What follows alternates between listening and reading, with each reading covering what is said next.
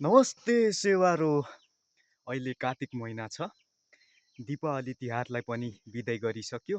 अहिले म हाम्रो आदरणीय कान्छी छ्यामाको घरमा पुगेको छु र अहिले यहाँनिर कान्छी छ्यामाको घर पनि देखिरहेको छ र यहाँनिर कान्छी छ्यामाको घरको अङ्गानको भित्तामा डिलमा मखमली सयपत्री फुलहरू अनि रङ्गीचङ्गी विभिन्न फुलहरू ढकमक्क सुगन्ध छरेर फुलिरहेको छ, फक्रिरहेको छ ढकमक्क।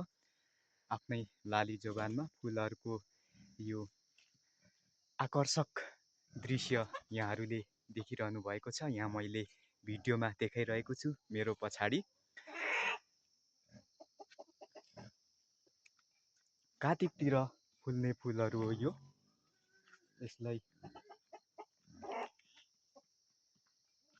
सयपत्री भन्छन्। सयपत्री फुलहरू फुलिरहेको छ अहिले यहाँनिर। अहिले म देखाइरहेको छु। यो छ्यामाको घरमा यो फुलबारी हो। अहिले ढकमक्क झिलिमिली फुल फुलिरहेको छ अनि यहाँनिर सानो चिटिक्क परेको एकदम आकर्षक घर पनि छ। हाम्रो छ्यामाको घर यहाँनिर देखिरहेका छौँ साइडमा पछाडिपट्टि। अनि यहाँनिर फुलहरू फुलिरहेको छ। कुकुर फुल पनि भन्छन् यसलाई, सयपत्री कुकुर फुल। यो विशेष गरेर यो असोज कार्तिकमा फुल्छ तिहारमा।